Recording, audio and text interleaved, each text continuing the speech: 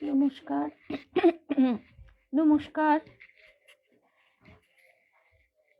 সকল ভক্ত বন্ধুদের সাদর আহ্বান জানাই রামকৃষ্ণ মঠ মিশনের পূজা ফেসবুক পেজে।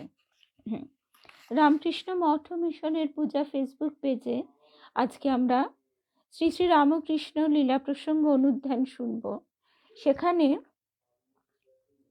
আমরা গুরুভাবে ছিলাম, ঠাকুরের যে গুরুভাব, সেখানে আমরা দেখছিলাম যে মথুরবাবু তিনি কিভাবে ঠাকুরের কাছ থেকে কৃপা পাচ্ছেন। আচ্ছা, এখানে আজকে আমরা সেখান থেকে যে পর্বে আছি, সেখানে আমরা দেখছি যে ঠাকুরের অদ্বৈত ভাব কিভাবে তিনি বোঝাচ্ছেন। বেদান্ত কি, ব্রহ্ম সত্য জগৎ মিথ্যা, এই ধারণা, সেই প্রসঙ্গে এখানে লীলা প্রসঙ্গকার বলছেন যে সব কথা, ঠাকুরের শ্রুতিধরত্ব, ঠাকুরের অদ্বৈত ভাব সম্বন্ধে সহজে বোঝানো, স্বামী তুরীয়ানন্দজি মহারাজকে যে দৃষ্টান্ত দিচ্ছেন সেই কথাগুলি, এইভাবে এখানে আমরা একটু একটু করে এর ভেতরে প্রবেশ করব। আর তারপরে গোবিন্দ গোপাল মুখোপাধ্যায় মহাশয় তার উপনিষদের অমৃত এই বইটি থেকে ব্রহ্ম সত্য জগৎ মিথ্যা এর অর্থটাও একটু বোঝবার চেষ্টা করব। সকল ভক্ত বন্ধুদের শুভ সন্ধ্যা জানাই। প্রথমেই সঙ্গীতা শুভ সন্ধ্যা, সঙ্গীতা, শুভ্রা, শর্মিলাদি। আর ঠাকুর মায়ের শ্রীচরণে, শ্রী গুরুদেবের শ্রীচরণে সাষ্টাঙ্গ প্রণাম নিবেদন করে আমরা তাহলে শুরু করছি আমাদের আজকের প্রসঙ্গ। শুভ সন্ধ্যা বিলাসপুরের দিদি। ঠাকুরকে ওইসব বেদান্ত যোগ বিজ্ঞানের কথা বলতে শুনে আমাদের কেউ কেউ আবার কখনো কখনো তাকে জিজ্ঞাসা করত, মশাই আপনি তো লেখাপড়ার কখনো ধার ধারেননি, এত সব জানলেন কোথা থেকে? অদ্ভুত ঠাকুরের ওই অদ্ভুত প্রশ্নেও বিরক্তি নেই। একটু হেসে বলতেন, নিজে পড়ি নাই, কিন্তু ঢের সব যে শুনেছি গো, সেসব মনে আছে। অপরের কাছ থেকে, ভালো ভালো পণ্ডিতের কাছ থেকে বেদ, বেদান্ত, দর্শন, পুরাণ সব শুনেছি। শুনে তাদের ভেতর কি আছে জেনে তারপর সেগুলোকে দড়ি দিয়ে মালা করে গেঁথে গলায় পরে নিয়েছি। এই নে তোর শাস্ত্র পুরাণ, আমায় শুদ্ধা ভক্তি দে বলে মার পাদ পদ্মে ফেলে দিয়েছি। ঠাকুরের ওই যে বারবার যে কথাটা আমরা স্মরণ করি, যে ঠাকুর, আমরা সেদিনই গীতা অনুধ্যানে শুনছিলাম, শুভ সন্ধ্যা মিনুদি, সোমা শুভ সন্ধ্যা, আমরা এই সবেই শুরু করছি। রূপা শুভ সন্ধ্যা। তো গীতায় 4th অধ্যায়ে শ্রীকৃষ্ণ তাই বলছেন যে তিনি যখন প্রকাশিত হন তখন এত সহজভাবে আসেন যে মানুষ সহজে তাকে চিনতে পারে না। তার কৃপা না হলে সেই বিরাট শক্তিকে চেনা তো সহজ কথা না। যেমন একটা অ্যাটম বোম যদি রাখা থাকে, তাহলে একটা বাচ্চা ছেলে কেন, আমরাও বা তাকে চিনতে পারবো তার কতটা শক্তি? সেটা নিয়ে আমরা নাড়াচাড়া করে ভাবো, দূর এটা আবার একটা কি, বাচ্চাদের কোনো খেলনাপত্র হবে। তা এই রকম তাকেও চেনা কিন্তু এতটাই তার কৃপাসাধ্য। তিনি যদি না জানিয়ে দেন তাহলে কোনো মতেই যেটা জানা সম্ভব হয় না। শুভ সন্ধ্যা রূপা, 2 রূপা পরপর। রুমাদি শুভ সন্ধ্যা।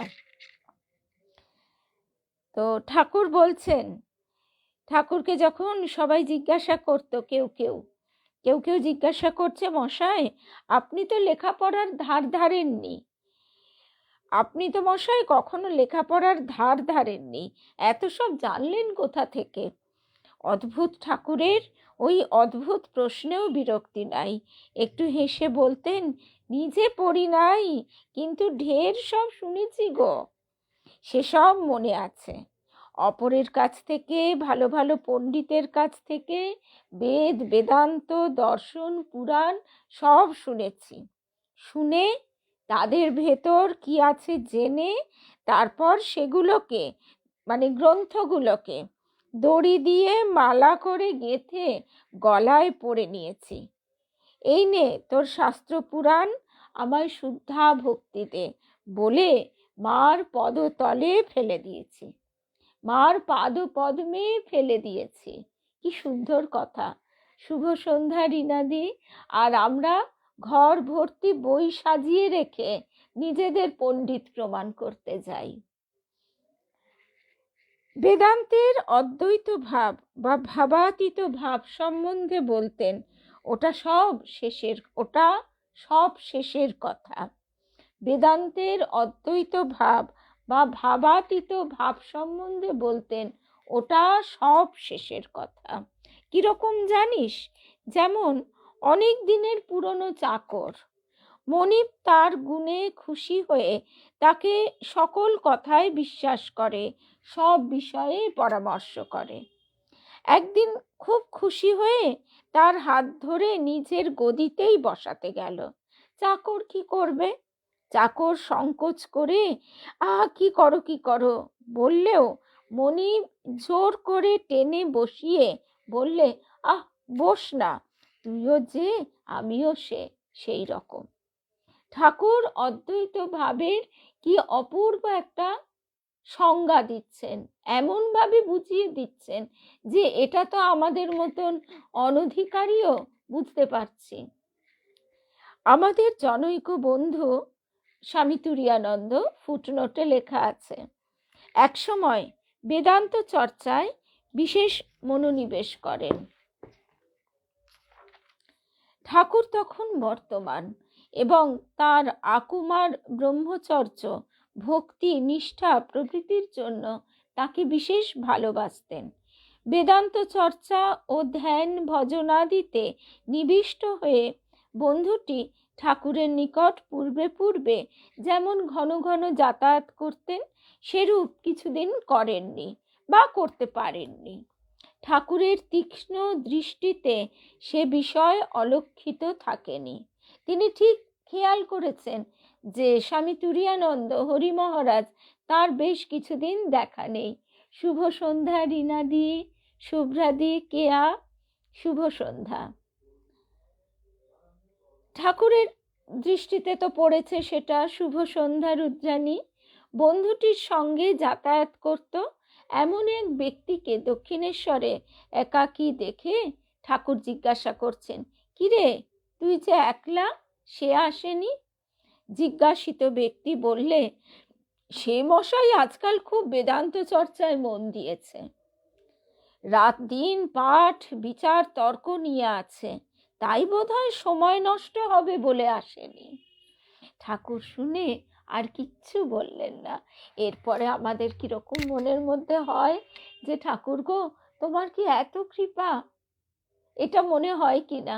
যে আবার সেটা কেন মনে হয় তাও ঠাকুর বলছেন, যেন গঙ্গার মাঝখান দিয়ে একটা বড় জাহাজ চলে গেলে পারে কেউ টেরটি পায় না, কিন্তু বেশ কিছুক্ষণ পরে জল ধপাং ধপাং করে, পাড় ভাঙে, তখন পাড়ের লোক বুঝতে পারে যে একটা বড় জাহাজ গেছে। তা তেমনি আমরাও আজকে কালের যে দূরত্বে আছি, সেখানে আমরা ঠাকুরকে অন্তত এটুকু তো বুঝতে পারছি, তিনি অবতার বরিষ্ঠ, তিনি পূর্ণ ব্রহ্ম নারায়ণ। সেখানে দক্ষিণেশ্বরে ওইরকম একটা ধুতি পরে, কখনো ধুতিটা আবার পরনেও নেই, বগল দাবা করা, পায়ে চটি জোড়া, বারে বারে ঝাউতলায় বাজছে, যাচ্ছেন আর আসছেন, আর অমনি চুল দাড়ি নিয়ে অমনি একজন আবার তাকে জিজ্ঞেসই করে বসে, জাত মশাই, আপনি তো লেখাপড়ার কখনো ধার ধারেননি, তা এত সব জানলেন কোথা থেকে? অদ্ভুত ঠাকুরের ওই অদ্ভুত প্রশ্নেও বিরক্তি নাই।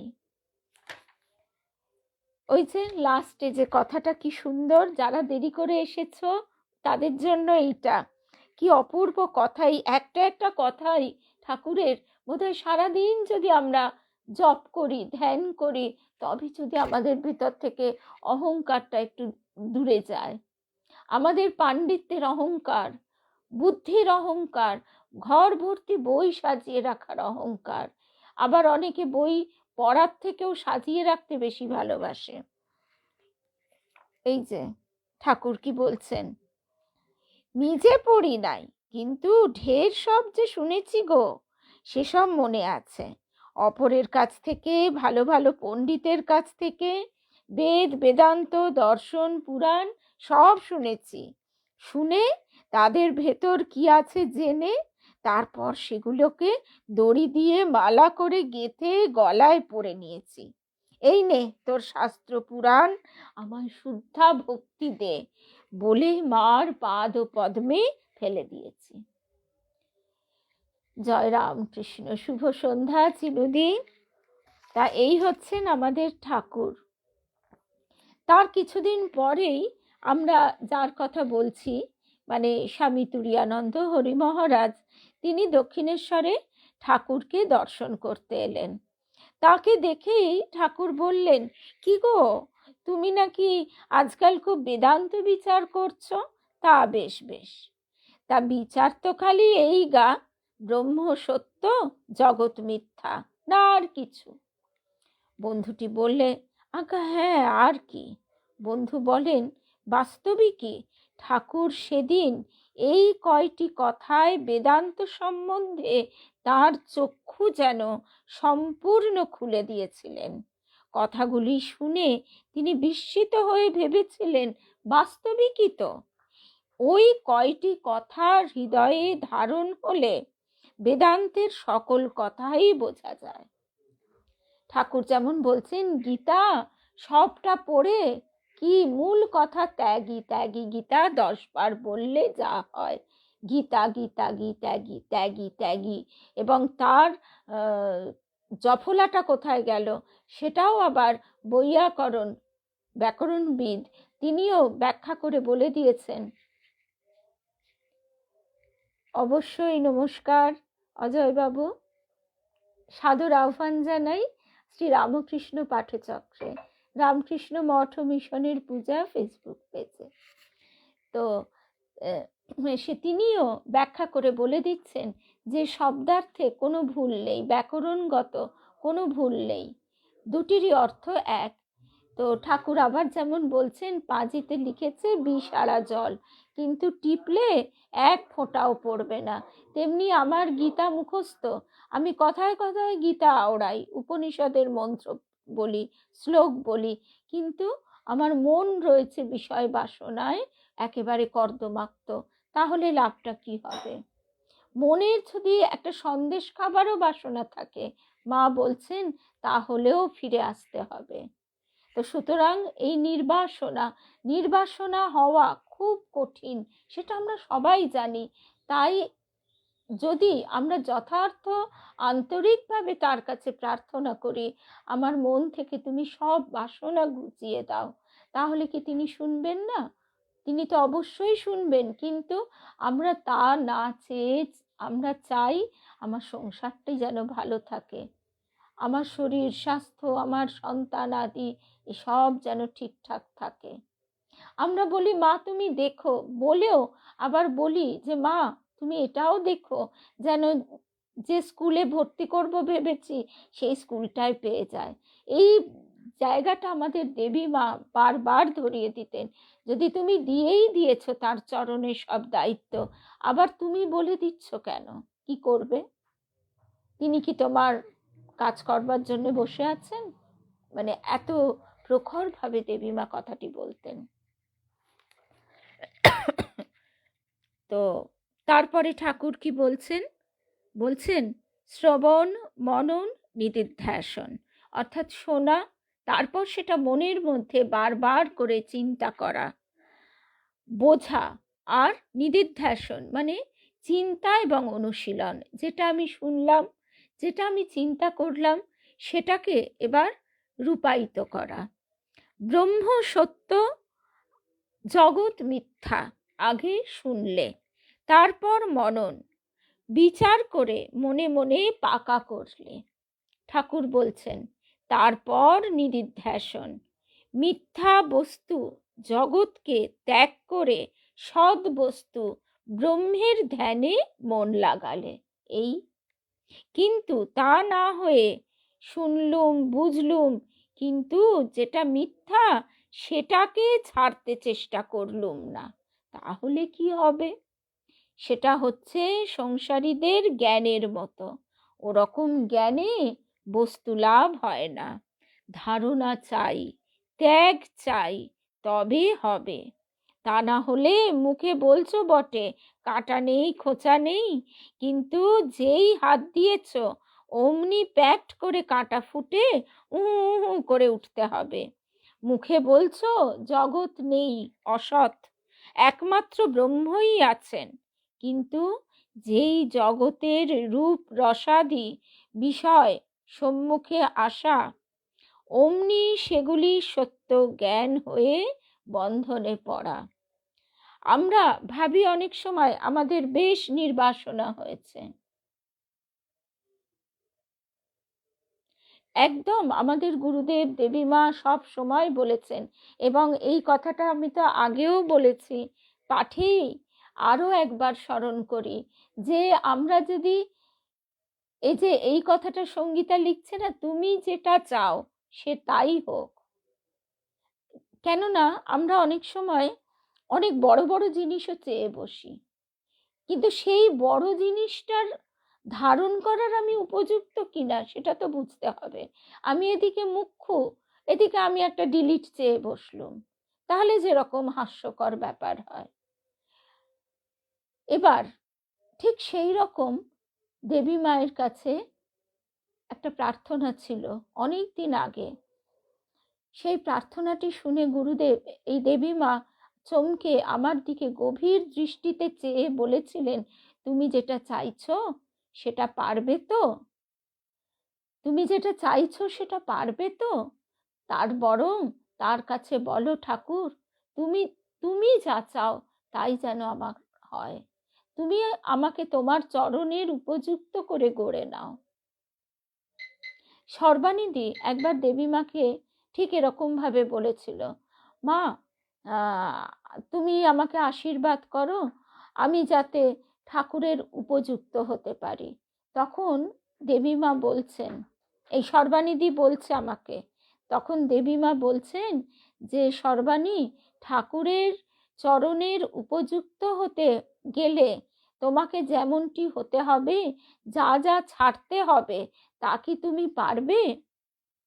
তখন সর্বানিধি বলছে, তাহলে সেটা যদি না পারি, তাহলে মা তোমার চরণের উপযুক্ত করে নাও। তখন দেবীমা বলছেন, ও সর্বাণী, হ্যাঁ তার জন্যেও তোমাকে অনেক ত্যাগ স্বীকার করতে হবে, সেটা কি পারবে? তখন সর্বানিধি বলছে, তাহলে আমি কি চাইবো, কি প্রার্থনা করব? দেবীমা ঠিক এই কথাটাই শিক্ষা দিচ্ছেন, যে ঠাকুর তুমি যেটা চাও সেটাই হোক, তোমার চরণের উপযুক্ত করে গঠন করে নাও। এবার সেই চরণের উপযুক্ত করে গঠন হতে গেলে হয়তো চরম আঘাত নেমে আসলো জীবনে, যেটা আমরা কল্পনাও করতে পারি না, ওই ভয়ে আমরা চাই না। এটাই হচ্ছে সত্য, বাস্তব সত্য। ওই যে রবি ঠাকুরের গানটা আছে না, যে দাঁড়িয়ে আছো তুমি একই ঘর ভরা মোর শূন্যতারি বুকের ওপরে, এইটা আমরা ভাবতেও পারি না। আমরা আবার বলি, ঠাকুর গো একটু রয়ে শোয়ে মিষ্টি মিষ্টি ওষুধ দিয়ে তোমার কৃপা দিয়ে ভরে রাখো, যাতে একুলো থাকে ওকুলো থাকে।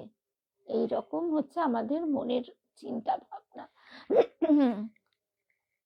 তবে হ্যাঁ, নিশ্চয়ই আমরা বিভিন্ন মানে যেরকম ডিসকোর্স শুনে থাকি, মহারাজজিদের যে সমস্ত আলোচনা শুনে থাকি, সেখানে মহারাজজি বলছেন, ঈশাত্মানন্দজি মহারাজের একটি কথা, যে তাহলে কি, কেননা অনেক সময় প্রশ্নোত্তর পর্ব থাকে, তাহলে আজকে আমার চোখের সামনে আমার সন্তান কষ্ট পাচ্ছে, আমি কি চাইবো না সে সুস্থ হয়ে উঠুক? গিরিশ ঘোষের মতন কি আমরা পারবো, যে সন্তান চলে গেছে, গিরিশ ঘোষের চোখ দিয়ে জল পড়ছে না, স্বামীজি পর্যন্ত চমকে উঠেছেন, গিরিশ ঘোষ বলছেন, আমার যে কাঁধ 12 নেই গো, সব তাকে দিয়ে দিয়েছি। এটা হচ্ছে চরম বকলমা তাকেই দিলেন যে কিনা সমাজের চোখে পাপিষ্ঠ, সেই গিরিশ ঘোষ। বকলমা দেবার শরণাগতির চূড়ান্ত ছাঁচটা তার মধ্যে দিয়েই ঠাকুর দেখিয়ে গেলেন। এবার তার যদি, ওই জন্য আমাদের গুরুদেবের ওই কথাটি বারবার স্মরণ করি, পুরোটা দিতে পারছিস না, একটু একটু করে দে। 1 আনা 2 আনা 4 আনা 8 আনা খুচরো হয়ে চলতে চলতে একদিন টাকা হয়ে যাবি। আগে একটু একটু করেই দিই, একটু একটু করেই তার কাছে প্রার্থনা করি, তোমার চরণের উপযুক্ত করে নাও। শুভ সন্ধ্যা নিবেদিতা, জয়ন্তীদি, জয়শ্রী, শুভ সন্ধ্যা। তারপরে ঠাকুর বলছেন, পঞ্চবটিতে এক সাধু এসেছিল, সে লোকজনের সঙ্গে খুব বেদান্ত টেদান্ত বলে। তারপর একদিন শুনলুম একটা মাগির সঙ্গে নটঘট হয়েছে। তারপর ওদিকে শৌচে গিয়েছি, দেখি সে বসে আছে। বললুম, তুমি এত বেদান্ত টেদান্ত বলো, আবার এসব কি? সে বললে, তাতে কি, আমি তোমাকে বুঝিয়ে দিচ্ছি, তাতে দোষ নেই। যখন জগৎটাই 3 কালে মিথ্যা হলো, তখন ওইটাই কি সত্য হবে? ওটাও মিথ্যা। ঠিক এই দুর্বুদ্ধি পরায়ণতা বহু ভণ্ড তথাকথিত আধ্যাত্মিক গুরুদের ক্ষেত্রে আমরা একদম অক্ষরে অক্ষরে দেখতে পাই। ঠাকুর আমাদের প্রত্যেকটা কথা পুঙ্খানুপুঙ্খ জানিয়ে দিয়ে গেছেন। আমি তো শুনে বিরক্ত হয়ে বলি, তোর অমন বেদান্ত জ্ঞানে আমি মুতে দিই। ওসব হচ্ছে সংসারী বিষয়ী জ্ঞানীর জ্ঞান, ও জ্ঞান জ্ঞানই নয়। বন্ধু বলেন, সেদিন ওই পর্যন্ত কথাই হলো। কথাগুলি ঠাকুর তাকে সঙ্গে নিয়ে পঞ্চবটি তলে বেড়াতে বেড়াতে বললেন। এর পূর্বে তার ধারণা ছিল উপনিষদ, পঞ্চদশী ইত্যাদি নানা জটিল গ্রন্থ অধ্যয়ন না করলে, সাংখ্য ন্যায় দর্শনে ব্যুৎপত্তি লাভ না করলে বেদান্ত কখনোই বোঝা যাবে না, এবং মুক্তি লাভও সুদূর করাহত থাকবে। বাস্তবিক যখন প্রথম এই বইগুলো পড়তে শুরু করেছিলাম, এবং শুরুটাও বলি, তখন অনেকটাই ছোট ছিলাম, স্কুলে পড়তাম, 7, 8 এইরকম, 9। আর এইরকম সময় আমার মায়ের ফিলোসফি ছিল গ্র্যাজুয়েশনে। সেই বইগুলো খুব পড়তাম, বোঝবার চেষ্টা করতাম। ভারতীয় দর্শনের কিছু কিছু কথা বেশ বোধগম্য হতো, কিন্তু ওয়েস্টার্ন ফিলোসফি, যেটা পাশ্চাত্য দর্শন, সে কথা মোটেই বুঝতে পারতাম না। তারপরে শ্রী অরবিন্দের বইও বোধগম্য হতো না, কিন্তু তখন তো আমাদের আর দ্বিতীয় কোনো উপকরণ ছিল না, সেই জন্য আমাদের সকলেরই একটু পড়ার অভ্যাস হয়ে গিয়েছিল। তা আর আমার বাবা সবসময় বলতেন, তুমি পড়ে যাও পরে বুঝবে, আর বোঝো না বোঝো পড়তে থাকো। সেই অভ্যাসটা ছিল বশত পড়ে পড়ে কিছুই বোঝা যেত না। এইবার মা, মানে শ্রীমা, যিনি মাদার নামে পরিচিত শ্রী অরবিন্দের, তার বইগুলো বরঞ্চ অনেক সহজ, অনেক বুঝতে পারতাম। তো এই করতে করতে তো গুরু কৃপায় দীক্ষা লাভ হলো। তখন ওই মাধ্যমিক পরীক্ষার পর আমার বাবা আমার হাতে এই রামকৃষ্ণ কথামৃতটি তুলে তুলে বলেছিল, এইবার এইটা পড়ো। তো তখন পড়তে গিয়ে এইটাই হচ্ছে ঠাকুরের অশেষ, মানে এই আমাদের মতন, মানে একেবারে যারা অনধিকারী তাদেরও তিনি বিকাশ ঘটিয়ে দেন। এই যে হরিনাম করলে কেন বলা হয় যে মনের রূপান্তর ঘটে, আর আমাদের গুরুদেব যে বলতেন, আমি তোদের মনের ঘরে ঝাড় দিই, তখন তো খুব হাসি পেয়ে যেত কথাটা শুনলে, কিন্তু বাস্তবিক এটি তো ভাগবতের কথা। অর্থাৎ সেই নাদ ব্রহ্ম, আমরা এই উপনিষদের অমৃত এই বইটি থেকে এরপরে সেই প্রসঙ্গও শুনব। সেদিন পারমিতার সঙ্গে গিয়ে বেলুর মঠে যেদিন আমরা গিয়েছিলাম, এই বইটি এনেছিলাম, যে কিভাবে শব্দ তরঙ্গ কম্পন আমাদের ভিতরে প্রবেশ করে আমাদের ভিতরের এই যে আবরণগুলিকে আস্তে আস্তে নাড়িয়ে দেয়, তারপর ভেঙে দেয়। কিন্তু হরিনাম মানে কিন্তু উদ্দাম মানে মাতামাতি নয়। ধ্যান, হরিনাম, ঈশ্বরের নাম, সেটা শান্তভাবে বসে, কখনো কখনো তার ভিতরে আমরা নৃত্য ইত্যাদিও অবশ্যই আমরা কথামৃতে পাই, যে উদ্দাম হয়ে ঠাকুরকে ঘিরে ঘিরে যেন সূর্য এবং তার চারিপাশে গ্রহদল এমনি করে তারা নাচছেন। কিন্তু এই নয় যে তাদের সেই সাময়িক উচ্ছ্বাসের পর তারা আবার একেবারে সংসারে ডুবে যাচ্ছে। সেই ঘটনাটি ছিল একেবারে আলাদা। তারা স্বয়ং পূর্ণ ব্রহ্ম নারায়ণ শ্রীরামকৃষ্ণের এক বিরাট কৃপার বৃত্তে রয়েছেন, এবং সেই কৃপার উদাহরণটি কিরকম, আনন্দময়ী মায়ের এই কথাটি অপূর্ব সুন্দর। আনন্দময়ী মা বলছেন ঠিক এই ব্যাখ্যাটা কিরকম, যে একটা যজ্ঞাগ্নি, সেই যজ্ঞাগ্নির একেবারে কাছে যারা আছে তারা ওর মধ্যেই একেবারে পুড়ে শেষ হয়ে গেল। একটু দূরে আছে তারা একেবারে প্রচন্ড রকম তাপ পেল। 1 মিনিট প্রচন্ড রকমের তাপ পাচ্ছে। তার আর একটু দূরে তারা আস্তে আস্তে তাপটা কমছে, আরো একটু দূরে সে আলো পাচ্ছে, আরো দূরে সেটা আস্তে আস্তে ফেড হয়ে যাচ্ছে। তো সুতরাং শুধু উদ্দামতাটাই আমাদের লক্ষ্য নয়, আমাদের লক্ষ্য হচ্ছে জ্ঞান মিশ্রা ভক্তি। স্বামী বিবেকানন্দ যে কথা বারবার বলেছেন, জ্ঞান মিশ্রিত ভক্তি, শুধু ভক্তির উচ্ছ্বাস নয়। এই যে বইয়ের ছবিটা হচ্ছে এই রকম। বইয়ের নামটা সবাই মানে ইচ্ছুক যারা লিখে নিতে পারো, উপনিষদের অমৃত। এত সুন্দর সহজ ভাষায় লেখা যে সবাই বুঝতে পারবে। গোবিন্দ গোপাল মুখোপাধ্যায়, উপনিষদের অমৃত। বেশি খুব দামও নয়, 200 টাকা।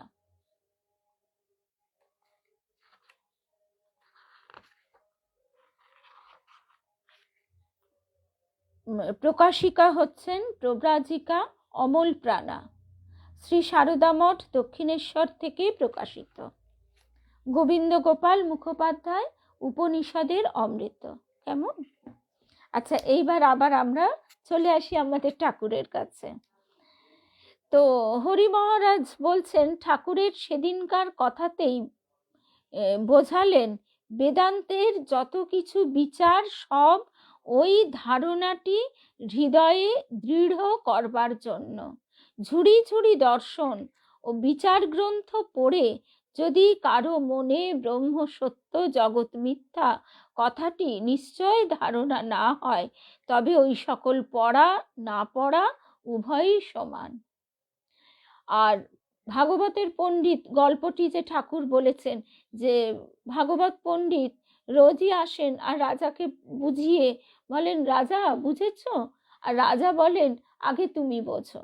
এরকম হতে হতে তারপর একদিন ভাগবত পণ্ডিতের মনে স্ট্রাইক করে যে রাজা রোজই এই কথাটা বলেন কেন, আগে তুমি বোঝো। তারপর তার ওই নিজে চিন্তা করতে করতে তার মনের দরজাটা খুলে যায়। তখন সে ভাগবত পণ্ডিত রাজার কাছে গিয়ে বলে যে আগে আমায় দক্ষিণাটা দিয়ে দিন। তখন রাজা বলছেন, কেন? তখন বলছে, কারণ আমি যদি বুঝি তাহলে আর দক্ষিণা চাইতে আসবো না। তো এই হচ্ছে কথা, যে এইটি আমাদের নিশ্চয় করে ধারণা, ব্রহ্ম সত্য জগৎ মিথ্যা। ঠাকুরের নিকট সেদিন তিনি বিদায় গ্রহণ করলেন এবং তখন থেকে গ্রন্থ পাঠাদি অপেক্ষা সাধন ভজনেই অধিক মনোনিবেশ করলেন। এইরকম করবেন। সেদিন বিদায় গ্রহণ করলেন এবং তখন থেকে গ্রন্থ পাঠাদি অপেক্ষা সাধন ভজনেই অধিক মনোনিবেশ করবেন, এই রকম নানা কথা ভাবতে ভাবতে কলকাতার দিকে ফিরলেন। এইভাবে তিনি সাধন সহায়ে ঈশ্বর প্রত্যক্ষ করবার সংকল্প মনে স্থির ধারণা করে তদবধি তদনুরূপ কার্যেই বিশেষভাবে মনোনিবেশ করেন। সুতরাং আধ্যাত্ম জ্ঞান হচ্ছে প্রত্যক্ষ অনুভূতি, সেটা বই পড়া মুখস্থ বিদ্যে নয়। ঠাকুর কতভাবে বলেছেন, তুমি পাখিকে যতই হরে কৃষ্ণ শেখাও, যখন বিড়ালে ধরবে সে তার নিজের ওই ট্যাঁ ক্যাঁ ক্যাঁ করবে। অর্থাৎ আমরা মুখে যতই যা আওড়াই না কেন, আমাদের অন্তরে সত্তায় সত্তায় যদি আমরা সেটি ধারণ করতে না পারি তাহলে কিছুই হয় না। ঠাকুর কলকাতায় কারো বাড়িতে আগমন করলে অল্পক্ষণের মধ্যেই সে কথা তার বিশিষ্ট ভক্তগণের মধ্যে জানাজানি হয়ে যেত। কতগুলি লোক যে ওই কাজের বিশেষভাবে ভার নিয়ে ওই সকল কথা সকলকে জানিয়ে আসতেন তা নয়, কিন্তু ভক্তদের প্রাণ ঠাকুরকে সর্বদা দর্শন করবার জন্য এতই উন্মুখ হয়ে থাকত এবং কার্যগতিকে দক্ষিণেশ্বরে তাকে দর্শন করতে যেতে না পারলে পরস্পরের বাড়িতে সর্বদা গমনাগমন করে তার কথাবার্তায় এত আনন্দ অনুভব করত যে তাদের ভেতর একজন কোনো রূপে ঠাকুরের আগমন সংবাদ জানতে পারলেই অতি অল্প সময়ের মধ্যেই তা অনেকের ভিতর বিনা চেষ্টায় মুখে মুখে রাষ্ট্র হয়ে পড়ত। যেমন কৃষ্ণকে সবসময় কাছে না পেলেও গোপ রমণীরা সবসময় তার কথা নিয়েই আলোচনা করতে ভালোবাসত। যেমন ঠাকুরকে কামারপুকুরে সবসময় না পেলেও সেখানকার মানুষজন সবসময়ই তার কথা আলোচনা করতেন, এবং কবে তিনি আসবেন তখন তার যোগাযোগ ব্যবস্থার কোনো কাঠামোই বলতে গেলে নেই, সেই লোকমুখে খবর যাবে, কিন্তু ঠাকুর আসবেন, ঠাকুর আসছেন, তারা খবর পেয়ে গৃহকর্মাদি এগিয়ে রাখত। তখনকার গৃহকর্মের ধরনটিও ছিল আলাদা। ধান সেদ্ধ করা, ধান ওই তুলে ঝাড়া, ঘাস কেটে রাখা গরুর জন্যে, যেগুলো তারা আগে থেকে করে করে গুছিয়ে রাখত যাতে ঠাকুর এলে ঠাকুরের কাছে যেতে পারে। তা এই হচ্ছে স্বামীজির এই প্রসঙ্গে আরেকটি কথাও এই জন্যে মনে পড়ে যে আমরা যেমন চিন্তা করব ঠিক তেমনই আমাদের যোগাযোগ ঘটবে। আমরা যদি তাকে চিন্তা করি, তাকে ভালোবাসি, তাহলে ঠিকই দেখা যাবে আমাদের সেই রকম মানুষের সঙ্গে যোগাযোগ হচ্ছে। আচ্ছা, এইবার আমরা আমাদের দ্বিতীয় যে প্রসঙ্গটি, দ্বিতীয় পর্বে সেই প্রসঙ্গে আসছি। আজকে তো আমরা বিস্তারিত শুনতে পারবো না, শুধু এই ব্রহ্ম সত্য জগৎ মিথ্যা এর ব্যাখ্যাটি। তার প্রথমে আমরা শুনব উপনিষদ শব্দটির মৌলিক অর্থ কি। উপনিষদ শব্দটির মৌলিক অর্থ হচ্ছে রহস্য, দ্য সিক্রেট। উপনিষদ নামক গ্রন্থরাজির মধ্যেও এই উপনিষদ শব্দটি প্রযুক্ত বা ব্যবহৃত হয়েছে এই অর্থেই, যেমন বৃহদারণ্যকে তস্যোপনিষদ সত্যস্য সত্যমিতি, অর্থাৎ তার সেই আত্মার রহস্য হলো যে তা হচ্ছে সত্যেরও সত্য। সত্যেরও সত্য মানে সত্য তো ট্রুথ একটাই, তাহলে সত্যের আবার সত্য কি? যা কিছু সত্য বলে প্রতিভাত বা উপলব্ধ হচ্ছে তারও সত্য, সেই পরম সত্য হলো এই আত্মা। আমি আমার দেহের উপরিভাগটা দেখতে পাচ্ছি, আজকে আমরা জানি তাই যে আমাদের দেহের ভিতরে কঙ্কালটাকে, কিন্তু কেউ যদি না জানে তাহলে তার পক্ষে তো সেটা বিশ্বাস করা কঠিন হয়ে যাবে। এবার কি হয়, আমরা শৈশব কাল থেকে আমাদের বাবা মা টিচার এদের মুখে এগুলো শুনতে থাকি, ছবি দেখি। শুভ সন্ধ্যা মঞ্জুশ্রী। তো কিন্তু আধ্যাত্মিক বিষয় হচ্ছে আমাদের ইন্দ্রিয় গ্রাহ্য বিষয়ের বাইরে, সেই সূক্ষ্ম বিষয়টিও কিন্তু অস্বীকার করা যায় না, এতটাই সেটা প্রত্যক্ষ হয়। যে কারণে ঠাকুর বলেছিলেন, দেখেছি কি রে, তোর থেকেও বেশি দেখেছি, তোকে যেমন দেখছি তার থেকেও বেশি দেখেছি, আর চাইলে তোকেও দেখিয়ে দিতে পারি। তো যা কিছু সত্য বলে প্রতিভাত বা উপলব্ধ হচ্ছে তারও সত্য, সেই পরম সত্য হলো এই আত্মা। প্রাণ হলো সত্য, আর সেই প্রাণ সমূহেরও যিনি সত্য তিনি হলেন ইনি প্রাণা বৈ সত্যং তেষামেষ সত্যম। এইভাবে সূক্ষ্ম সংকেত দিয়ে পরম রহস্যের উন্মোচন করা হয়েছে। তেমনি ছান্দোক্য উপনিষদে প্রথমেই বিদ্যা বা উপাসনার প্রসঙ্গে বলা হয়েছে বলে উপনিষদ কথাটির আরো দীর্ঘ ব্যাখ্যা এখানে করা হচ্ছে। তা আজকে আমাদের যে বিষয় সেইটিতে এবার আমরা আসি। এবার তাহলে সত্যস্য সত্যম, সত্যেরও সত্য ব্যাপারটা কি? প্রশ্নটা শেষ অবধি এসে দাঁড়ায় বাস্তব কোনটা, যথার্থ সত্য, রিয়েলি ট্রু, ট্রুলি ট্রু। কথাটা বোঝবার, প্রশ্নটা শেষ অবধি এসে দাঁড়ায় বাস্তব কোনটা, যথার্থ সত্য, রিয়েলি ট্রু, ট্রুলি ট্রু, কোনটা, এটা না ওটা, এতৎ না তৎ। যে জগতে আমাদের সর্বদা বিচরণ, যে জগতে আমাদের সর্বদা বিচরণ, সেই সদানুভূত প্রত্যক্ষ জ্ঞানগোচর এতৎ, এইটাই আসল সত্য না। আরেক জগতের সন্ধান কিছু কিছু সৃষ্টি ছাড়া মানুষ সেই প্রাচীন কালের উপনিষদের ঋষিবৃন্দ থেকে আরম্ভ করে নানা অবতার শ্রীকৃষ্ণ প্রভৃতি যুগে যুগে দিয়ে গিয়েছেন, সেইটাই তৎ স্বরূপত সত্য। একটা দিস, অপরটা দ্যাট, একটা প্রত্যক্ষ এই, আর একটা পরোক্ষ ওই। সর্বত্র প্রত্যক্ষেরই জয়, যেটা আমি দেখতে পাচ্ছি, কারণ তা আমাদের কাছে বাস্তব অনুভূত জগৎ। আর পরোক্ষ সর্বদাই দুর্বল, তা যেন অবাস্তব কল্পনা ক্ষেত্র, শোনা কথা মাত্র, হিয়ারসে, দেখা জিনিস নয়। এই জায়গায় স্বামীজির একটা কথা আমরা অনুধাবন করি যে ঠাকুর তিনি বেলুড় মঠের নিয়মাবলীতে লিখে গেছেন, ঠাকুর আজও কিন্তু তার সূক্ষ্ম এই দেহেই রয়েছেন, যতদিন না আর এক অবতারের আগমন হচ্ছে, এবং এই রূপেই তার কৃপা হলে, উপযুক্ত হলে আধার, তার দর্শন লাভ সম্ভব সকলের পক্ষেই। তার কৃপা এবং উপযুক্ত আধার, এই দুটো চাই।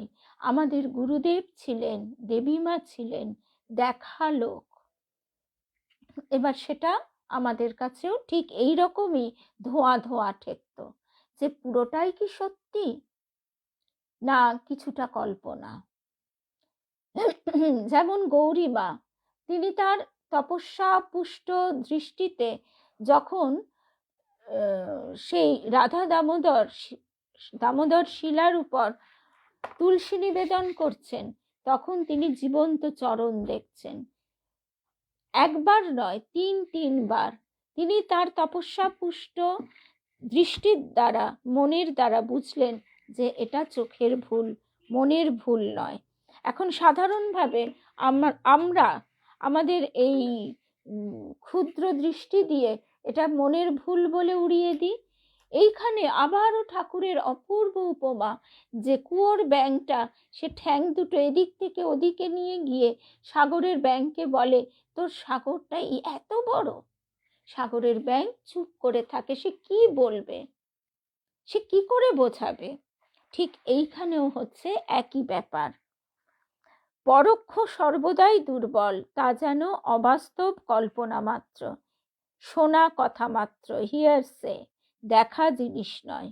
উপনিষদের মহিমা এইখানেই যে আমাদের বোধের বা জ্ঞানের এই দুটি প্রান্তই সমানভাবে ধরে রেখেছেন এবং সুস্পষ্টভাবে দেখিয়ে দিয়েছেন যে এটাও যেমন সত্য, ওটাও তেমনি সত্য বা ততোধিক সত্য। এটা আপেক্ষিক সত্য, ওটা নিরপেক্ষ সত্য। একটার ডিপেন্ডেন্ট রিয়ালিটি আর অন্যটার ইন্ডিপেন্ডেন্ট রিয়ালিটি। তাদের ভাষায় একটা পরত প্রকাশ। আমরা চট করে এই শব্দগুলো প্রয়োগ করলে মানেটা বুঝে উঠতে পারবো না বলে তিনি ইংরেজি ভাষাটাই ব্যবহার করেছেন, ডিপেন্ডেন্ট রিয়ালিটি।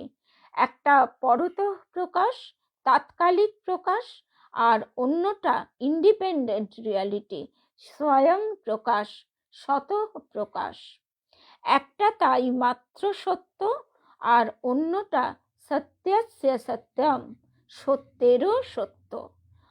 পরবর্তী বেদান্তের দার্শনিক পরিভাষায় একটাকে বলা হয়েছে ব্যবহারিক সত্য, আর অন্যটাকে পারমার্থিক সত্য। তাই গীতায় শ্রীকৃষ্ণ কোনোটাকেই তো অস্বীকার করেননি এবং বলছেন তোমার জীবনে দুটোই চাই, অভ্যুদয় ও নিঃশ্রেয়স। ব্যবহারিক সত্য এবং পারমার্থিক সত্য দুটিতেই তোমাকে উন্নত হতে হবে।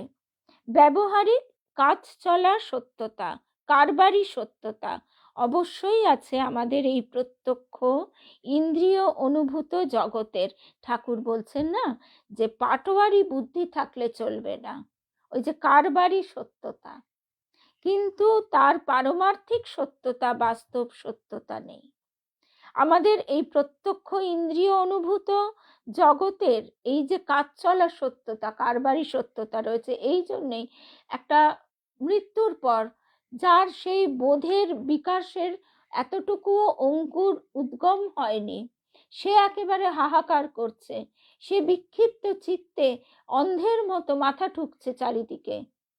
সে বলছে যে আমাকে ফাঁকি দিয়ে, সে তার কর্তব্যে অবহেলা করে আজকে মৃত্যুর পথে পালিয়ে গেছে। এটা আমাদের কানে প্রলাপ বলে বোধ হচ্ছে, এর কোনো উত্তর হয় না। তার কারণ কি? একটা পাগল যে, একজন মাতাল যে, তাকে আমরা শত যুক্তিসিদ্ধ কথা বললেও সে বুঝতে বা ধারণা করতে পারবে না। সেই জন্য আমাদের প্রত্যেকের গীতা পাঠ করা অবশ্য কর্তব্য। স্বামী রঙ্গনাথানন্দজি মহারাজ এই কথাই বলছেন যে প্রথম থেকে, ভূমিকা থেকে শুরু করে তোমরা একটু একটু করে ধীরে ধীরে অগ্রসর হও, জীবনভর এটি পড়তে থাকো, বুঝবার চেষ্টা করতে থাকো এবং তোমার অন্তরে সংস্কার রূপে তাকে প্রতিষ্ঠিত করো। কারণ বইপত্তর আমরা কেউ বগলে করে নিয়ে যাব না, যেটা নিয়ে যাব সেটা সংস্কার, সেই বোধ, সেই চেতনা। এই সত্যতা নেই থেকেই বেদান্ত দর্শনে এসে পড়েছে আরেকটি কথা, মিথ্যা। এবং এই মিথ্যা শব্দটি অনেক মিথ্যা বিভ্রান্তির সৃষ্টি করেছে। আজকে সকালেই আমরা শুনছিলাম যে শব্দের কতটা বিস্তার, এবং এক একটা শব্দের আমরা যারা বিশেষ করে ভাষা নিয়ে যদি কারো লেখাপড়া করা থাকে ছোটবেলাতেই বা বর্তমানেও অভ্যাস থাকে, তারা সহজেই মনে করতে পারবেন যে একটা শব্দের দুটো করে অর্থ থাকে, ব্যাপ্তার্থ আর ক্ষুদ্রার্থ। অনেক সময় ব্যাপ্তার্থটা হারিয়ে যায়, ক্ষুদ্রার্থেই সেটা প্রয়োগ হয়। যেমন সন্তান কথাটা আমরা বলছিলাম, পুত্র, পুত্র অর্থে সন্তান, অথচ আমরা পুত্র অর্থে এখন ছেলেই ভেবে থাকি। এই মিথ্যা বললেই আমাদের ধারণা হয় অলীক, অবাস্তব। প্রত্যক্ষ বাস্তব জগৎকে এভাবে অবাস্তব বলে ঘোষণা করলে স্বভাবতই আমাদের মন বিদ্রোহ করে বসে। হঠাৎ একজন সন্তান শোকার্ত বা পতি বিয়োগ হয়েছে, পিতামাতা চলে গেছে, এমন একজন শোকার্ত মানুষকে যদি এখন এই জ্ঞানগুলো দিতে বসা হয়, তাহলে সেটা পাগলামির নামান্তর। মা আমাদের কিরকম ভাবে দেখাচ্ছেন প্র্যাকটিক্যাল বেদান্ত। এখন মায়ের শক্তি তো আমাদের তো নেই, কিন্তু আমরা সেটা দেখছি, বুঝছি। মা সেই জেলে বউ নয় কি, তাঁতি বউ না কি, সবজি বউ কোন একজন, তার সঙ্গে তার গলা জড়িয়ে ধরে মা কাঁদছেন সেই গ্রামের বউটির সঙ্গে। এমনভাবে ডুকরে কাঁদছেন যে সে বুঝতেই পারছে না লোকজনেরা যে সন্তান হারা কে হয়েছে। এইরকম ভাবে মা তার শোকটি নিজের অন্তরে আকর্ষণ করে নিচ্ছেন। এবার আমরা কি করতে পারি? আমরা তো এগুলো করতে পারবো না। এখন কেউ যদি, আমাদের গুরুদেব সবসময় এই কথাটা বলতেন যে কেউ যদি তোমার কাছে দুঃখ প্রকাশ করে, কিছু বলে, তুমি তাকে তোমার সময় থেকে কিছুটা দিলে, তার সঙ্গে দুটো মিষ্ট কথা বললে, তাতেও তার সেবা করা হয়। অর্থাৎ তখন সে তার বুকের বদ্ধ যন্ত্রণাটা বলতে চাইছে কাউকে, সেই জায়গায় সেটা শোনাটাও তো একটা সেবা। তো যাই হোক, আমরা মূল প্রসঙ্গে এবার আসি। প্রত্যক্ষ বাস্তব জগৎকে এভাবে অবাস্তব বলে ঘোষণা করলে স্বভাবতই আমাদের মন বিদ্রোহ করে বসে। কিন্তু কথাটা বাস্তব অবাস্তবের নয়, কারণ সকলের প্রত্যক্ষ অনুভূত এ জগৎকে কেউই উড়িয়ে দিতে পারে না অবাস্তব বলে। প্রশ্নটা হচ্ছে সত্য মিথ্যা নিয়ে। এবার আমাকে একজন জিজ্ঞাসা করছে, গীতার সারাংশ অনেক সময় লেখা থাকে ওই পোস্টার মতন, যে তাতে বলা হয় যা হয়েছে তা ভালোই হয়েছে, যা হবে তা ভালোই হবে, তাহলে আমার কি ভালোটা হলো? এর উত্তরটা কি? এখন যে কিনা 1-2 লেখা শিখছে, তাকে যদি আমরা একটা হায়ার ম্যাথমেটিক্স বোঝাতে যাই, সেটা যেমন অসম্ভব, এখন তার পক্ষে এটা বোঝাও অসম্ভব, আর সেটা তাকে বোঝানোও অসম্ভব। এই জন্যে আমরা নিজেদের যদি প্রস্তুত করি, তাহলে এই জগতের সামনে আমরা দাঁড়াতে পারবো, জগৎকে ফেস করতে পারবো। প্রশ্নটা হচ্ছে সত্য মিথ্যা নিয়ে। আমাদের প্রাচীন দর্শনে প্রত্যেক শব্দটির যথার্থ অর্থ বা তাৎপর্য সংজ্ঞা নির্ধারণ করে এক্স্যাক্ট ডেফিনিশন দিয়ে তবে দার্শনিকরা বিচার করতে অগ্রসর হয়েছেন। কেউ বা সত্যের সংজ্ঞা নির্দেশ করেছেন এই বলে যে অর্থ ক্রিয়াকারিত্বই হলো সত্যের নিরিখ বা যাচাই, যা দিয়ে আমরা অর্থ বা প্রয়োজনের ক্রিয়া বা কাজ নির্বাহ হয়, যা দিয়ে আমার অর্থ বা প্রয়োজনের ক্রিয়া বা কাজ নির্বাহ হয় বা সমাধা হয়, তাই হলো সত্য। একটি ঘট বা কলসি দিয়ে আমার জল আহরণ ক্রিয়া বা জল ধারণ ক্রিয়া সমাধা হয়, সুতরাং ঘট হলো সত্য। সত্যের এই সংজ্ঞা গ্রহণ করলে জগতের প্রত্যেক জিনিসকে আমরা সত্য বলতে বাধ্য, কারণ প্রত্যেক জিনিসই আমাদের কোনো না কোনো কাজে লাগে। সুতরাং এ দৃষ্টিতে জগৎ অবশ্যই সত্য, কদাপি মিথ্যা নয়। ওই যে ঠাকুর বললেন, কাঁটা ফুটলার করে উঠলাম, কি করে বলবো জগৎ মিথ্যা? আমার পেটে, স্বামীজি বলছেন, পেটে অন্ন নেই, কি করে বলবো জগৎ মিথ্যা? তো লোকে বলবে পাগল, মন বিদ্রোহ করবে। কিন্তু ব্যাপারটা একেবারেই বদলে যায়। আজকে সঙ্গীতা ওই যে ডাইমেনশনের কথাটা বলেছে, আমাদের বোধের ডাইমেনশনটা বদলে যায়। একটা ক্লাস 1-এর বাচ্চার বোধ আর একটা যে রিসার্চ করছে, যে নতুন রহস্যের অনুসন্ধান করছে, তার বোধের যেমন আকাশ পাতাল তফাৎ। কিন্তু সেই ছেলেটাই একদিন ক্লাস 1-এ ছিল। ব্যাপারটা একেবারেই বদলে যায় যদি আমরা সত্যের এই সংজ্ঞা বা ডেফিনেশন দিয়ে বসি, যা ত্রিকালাবাধিত, তাই হলো সত্য। অর্থাৎ ভূত, ভবিষ্যৎ, বর্তমান, 3 কালেই যা কখনো বাধিত, অর্থাৎ লুপ্ত বা বিনষ্ট, ক্যান্সেলড হয় না, তাকেই আমি বলি সত্য। এই মানদণ্ডে যদি জগৎকে মাপতে যাই, তাহলে কোনো মতেই জগতের কোনো বস্তুকে সত্য বলা চলে না।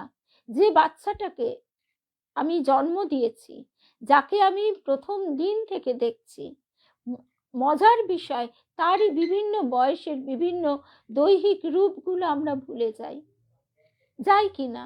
আমার নিজেরটা তো নিজে যাই, এমনকি যাকে সর্বক্ষণ দেখছি তাকেও ভুলে যাই। সুতরাং তার এবার আমার সন্তান বলতে আমি কি বুঝবো? তার দেহটা, তার মনটা কি বুঝবো? এবার আমার বলতেই বা কোনটা বুঝবো? এই জিজ্ঞাসা পেঁয়াজের খোসা ছাড়াতে ছাড়াতে শেষে দেখবে সবটাই ফক্কা।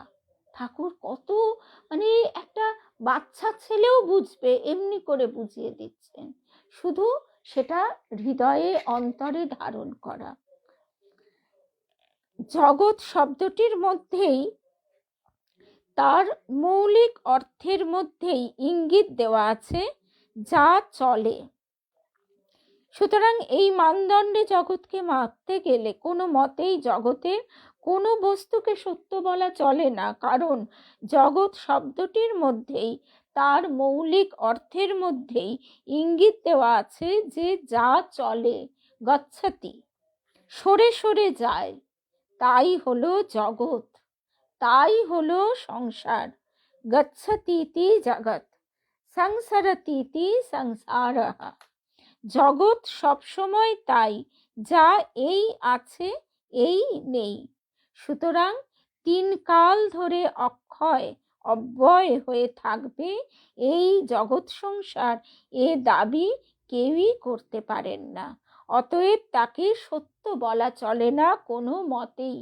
আমাদের আরো সহজ করে সেই জন্য সোমেশ্বরানন্দজি মহারাজ বোঝাতেন যে নিজেকে সবসময় বদলে নাও। এই কেন জেনারেশন গ্যাপটা হয়?